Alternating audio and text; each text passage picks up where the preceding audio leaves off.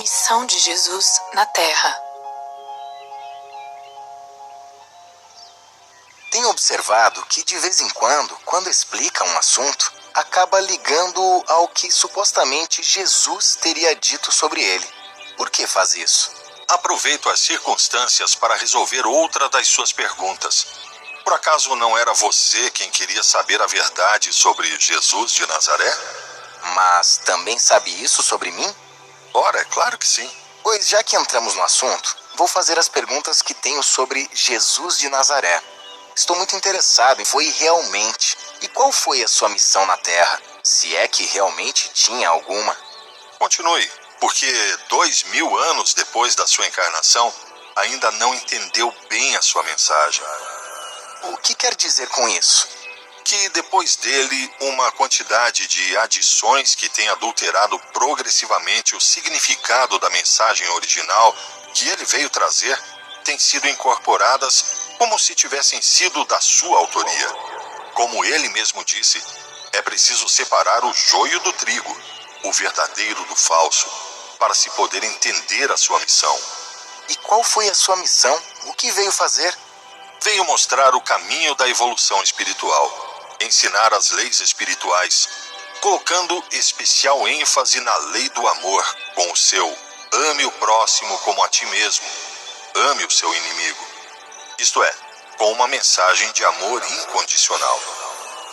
Foi Jesus de Nazaré o próprio Deus encarnado ou o Filho de Deus? Jesus de Nazaré foi a encarnação de um espírito altamente evoluído.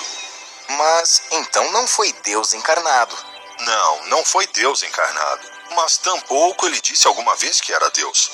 Foram os outros que vieram depois que fizeram essa afirmação. Pelo menos era o Filho de Deus? Sim, tão filho de Deus como vocês são. A diferença é que ele estava consciente e as restantes pessoas não estão. Quer dizer então que Jesus não foi um ser sobrenatural ou divino, mas sim que foi tão humano como nós? Tão humano como vocês, mas de maior evolução. Se entendermos que, conforme se vai evoluindo, nos aproximamos progressivamente de Deus, podemos dizer que Jesus estava mais perto de Deus do que vocês. Isso quer dizer que, se nós evoluirmos, podemos alcançar o nível evolutivo que Jesus teve quando encarnou? Sim, não apenas o mesmo nível, mas ainda níveis muito mais elevados, pois o processo de evolução espiritual não termina nunca.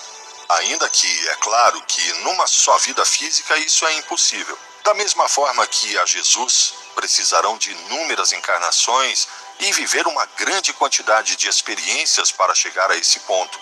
E leve em conta que, quando vocês chegarem lá, ele já estará num nível muito superior, pois continua a evoluir como todos os espíritos. Está insinuando que Jesus também teve que passar pelo ciclo de encarnações para poder evoluir? Isso quer dizer que já tinha sido tão imperfeito como nós? Não insinuo, afirmo. Jesus, da mesma maneira que vocês, também teve que melhorar através das suas experiências no mundo físico. E graças à sua vontade e esforço pessoais, adquiriu o nível evolutivo necessário para realizar a missão que cumpriu na Terra e que tanto impacto teve em vocês, mas que tão pouco vocês entenderam. Então Jesus teve necessidade de encarnar e morrer na cruz para continuar a evoluir?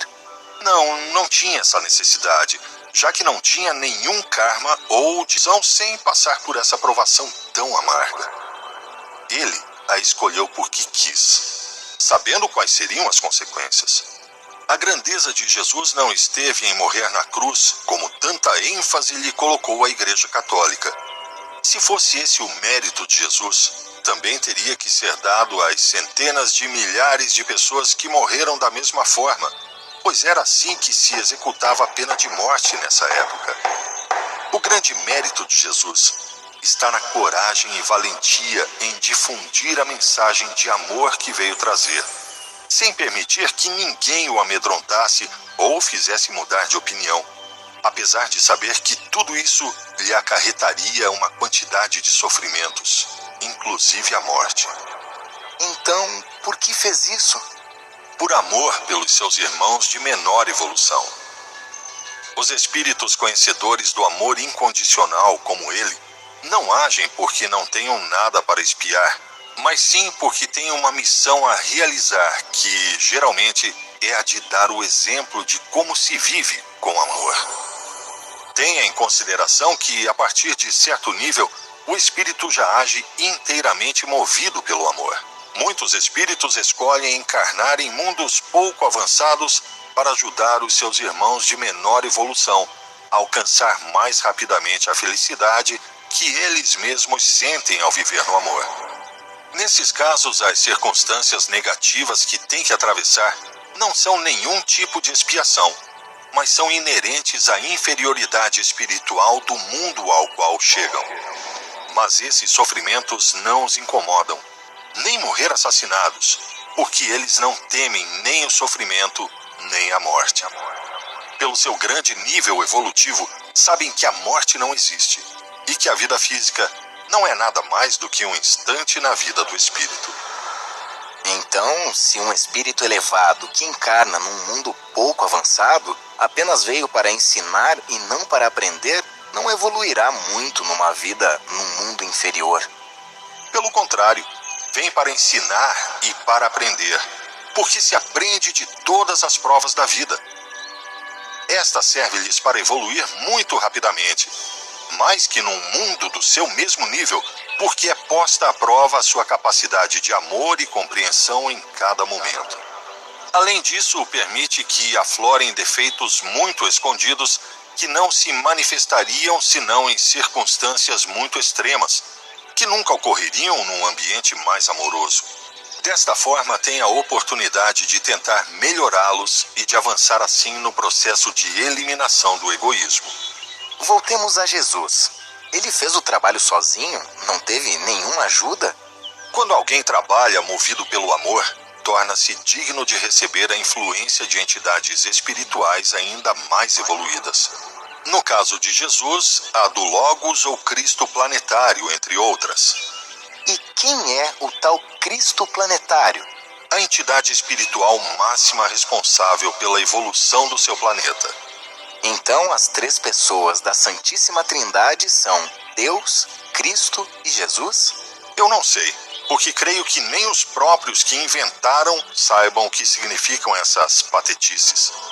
Mas sim, os direi que Deus é único e que Cristo e Jesus são entidades diferentes e separadas de Deus. Portanto, nem são Deus, nem manifestações de Deus, ainda que os possam considerar representantes de Deus ou enviados de Deus, pois se harmonizam com a vontade de Deus. Ou seja, são seguidores da lei do amor e estão voluntariamente integrados no seu plano de evolução. E como Cristo atuou através de Jesus? A partir de certo momento, nos últimos anos da sua vida, Jesus atuou inspirado e fortalecido pelo Cristo planetário. E, na verdade, precisava dele para levar a cabo a missão que desempenhou. Mas então, quem era o que falava? Jesus ou Cristo? Digamos que agiam em simbiose. Jesus falava com a inspiração do Cristo. Jesus jamais perdeu a sua consciência e individualidade, nem o seu livre-arbítrio. Jesus voltará a encarnar na Terra? O Cristo se manifestará sempre que seja necessário, e o fará através da encarnação de um espírito em fase humana de evolução. Já tinha feito antes de Jesus e voltará a fazê-lo, se a evolução espiritual do planeta assim exigir. Não tem mais importância que seja Jesus ou outro ser de evolução semelhante. O que posso desde já adiantar é que, quando encarnar um novo Messias, profeta, avatar ou como quiserem chamar, não fará vestido de nazareno, com uma coroa de espinhos, arrastando a cruz com as mãos ensanguentadas pelas feridas dos pregos, como os cristãos esperam. Será uma pessoa aparentemente normal, mas com uma capacidade de amar e uma sabedoria espiritual fora do comum, mas apenas perceptível para aqueles que se sintonizem com a mensagem de amor ao próximo e evolução espiritual que trará.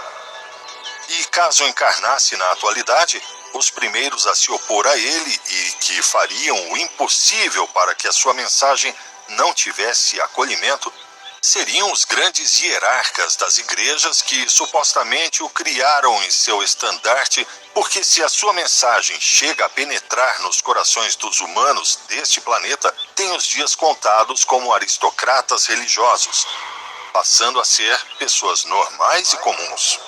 Quando começou a falar sobre Jesus, disse que houve muitas adições à sua mensagem original, que inclusive distorciam a mensagem que ele quis transmitir. Como podemos distinguir a mensagem original das adições posteriores? Simplesmente todos aqueles dogmas que estão contra as leis espirituais não podem vir da mensagem de Jesus, que conhecia essas leis e procurou transmiti-las a quem quis ouvir. Poderia enunciar alguns preceitos da autêntica mensagem de Jesus? Sim, claro. Preceito 1.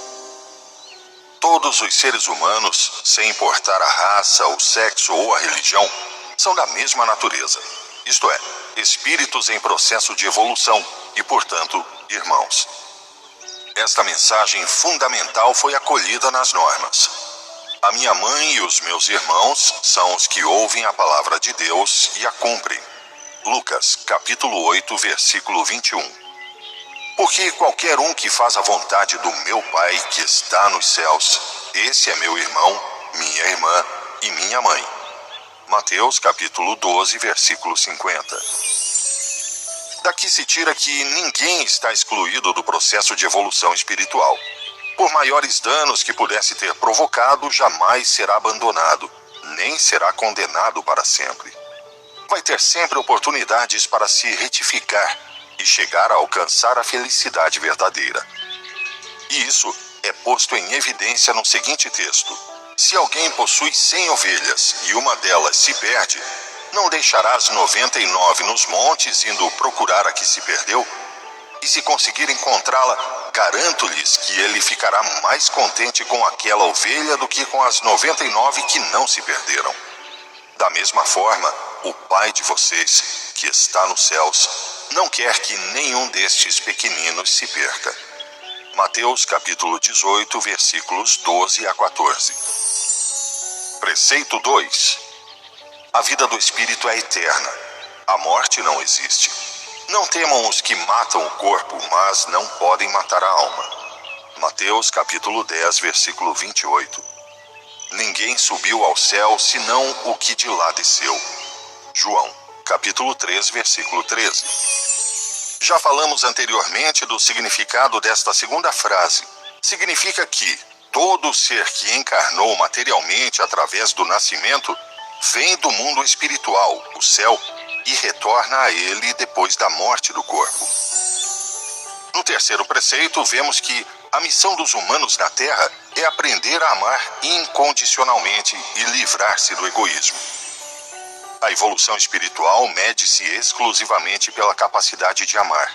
E isso é o que nos faz evoluir, que é nos aproximar de Deus. Ouvistes que foi dito: amarás o teu próximo e odiarás o teu inimigo. Eu, porém, vos digo: amai a vossos inimigos, bendizei os que vos maldizem, fazei bem aos que vos odeiam, e orai pelos que vos maltratam e vos perseguem, para que sejais filhos do vosso Pai que está nos céus. Porque faz que o seu sol se levante sobre maus e bons, e a chuva desça sobre justos e injustos. Sede vós, pois, perfeitos, como é perfeito o vosso Pai que está nos céus. Mateus capítulo 5, versículos 43 ao 48. O meu mandamento é este: que vos ameis uns aos outros, assim como eu vos amei. João capítulo 15, versículo 12. Preceito 4. A evolução espiritual depende do próprio trabalho. O destino do homem depois da morte depende exclusivamente das ações a favor ou contra a lei do amor que tenha realizado em vida. Mas o que pratica a verdade vem para a luz. João capítulo 3, versículo 21. Em verdade vos digo que tudo o que ligardes na terra será ligado no céu, e tudo o que desligardes na terra será desligado no céu. Mateus capítulo 18, versículo 18. O quinto preceito nos mostra que cada um tem a sua própria ligação com Deus, de maneira que não deve depender de intermediários no seu contato com o mundo espiritual. Portanto, eu lhes digo, tudo o que vocês pedirem em oração, creiam que já o receberam, e assim lhes sucederá. E quando estiverem orando, se tiverem alguma coisa contra alguém, perdoem-no, para que também o Pai Celestial lhes perdoe os seus pecados. Marcos, capítulo 11, versículos 24 a 25. Esta é a confiança que temos ao nos aproximarmos de Deus. Se pedirmos alguma coisa de acordo com a sua vontade, Ele nos ouve. João, capítulo 5, versículo 14. Por isso lhes digo, peçam e lhes será dado. Busquem e encontrarão. Batam e a porta lhes será aberta. Pois tudo o que pede, recebe. O que busca, encontra. E aquele que bate, a porta será aberta.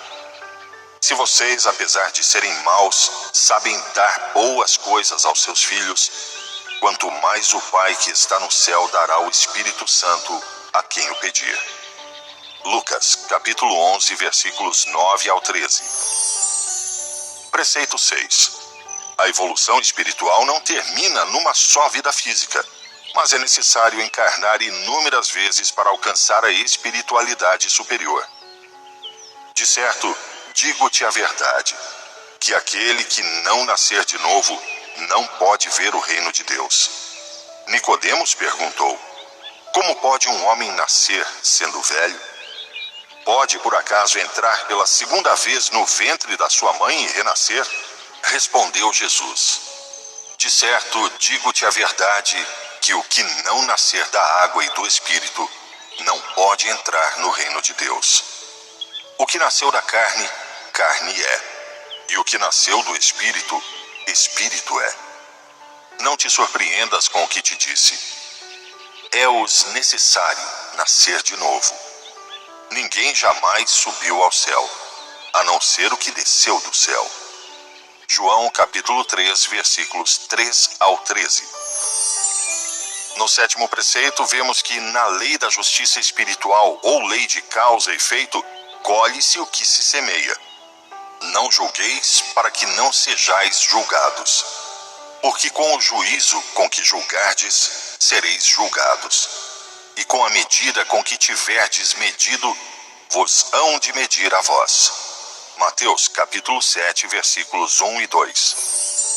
Assim, em tudo, façam aos outros o que vocês querem que eles lhes façam, pois esta é a lei e os profetas. Mateus capítulo 7, versículo 12. Preceito 8.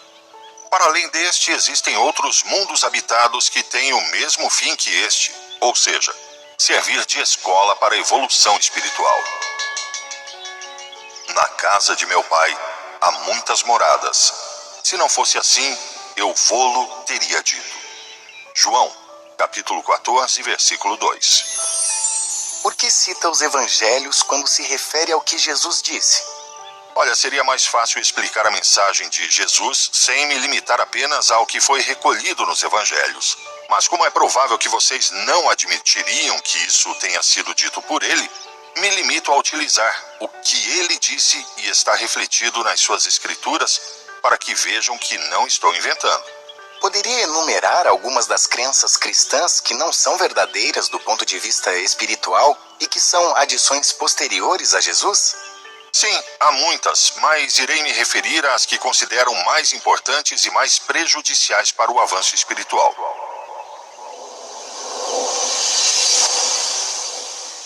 1. A crença de que a prática de rituais tem algum valor moral ou espiritual e que servem para se ganhar algum lugar privilegiado no céu depois da morte. 2. A crença de que a Bíblia ou qualquer escritura sagrada é a palavra de Deus. 3. A crença de que a igreja e os sacerdotes são os intermediários de Deus na terra. 4. A crença de que a solução para as más ações necessita e se resolve com a confissão e a absolvição do sacerdote. 5. A crença de que um arrependimento de última hora redime os pecados. 6. A crença de que Jesus redimiu os pecados dos homens com a sua morte na cruz. 7. A crença no pecado original. 8. A crença de que a sexualidade é algo pecaminoso. 9. A crença de que em apenas uma vida se decide o destino do espírito para toda a eternidade. O céu e a glória eterna para os que se salvam, e o inferno e o castigo eterno para os pecadores. 10. A crença de que apenas os cristãos ou crentes se salvam. E 11. A crença na ressurreição da carne. Poderia explicar uma por uma as razões pelas quais todas essas crenças não estão na mensagem original de Jesus? Sim, podemos tentar. O que tentaria explicar, uma por uma, é a razão pela qual estas crenças contradizem em algum ponto as leis espirituais. Comecemos pela primeira. Sim. Disse que os rituais ou sacramentos não têm nenhuma validade do ponto de vista espiritual. E por quê? No caminho espiritual não há atalhos. A única coisa que nos faz evoluir espiritualmente ou nos salvarmos é o aperfeiçoamento pessoal, o desprendimento do egoísmo e o crescimento na capacidade de amar. Nada mais. Há muita gente que acredita que é uma das coisas mais importantes. Então enganam-se ou foram enganados.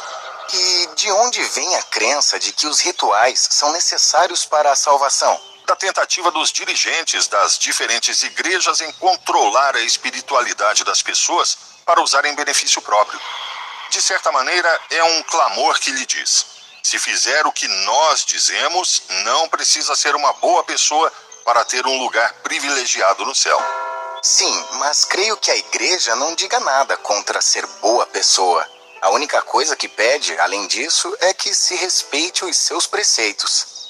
Talvez não o diga com palavras, mas sim com os fatos. Quando se coloca tanta ênfase em que se sigam os rituais, os sacramentos, as cerimônias, quanto mais ostentosas, melhor. E tão pouco em ajudar o próximo. É o exemplo que se dá. Mas então é ruim que haja rituais nas religiões? É quando se usam para manipular e desviar a atenção da evolução espiritual das pessoas.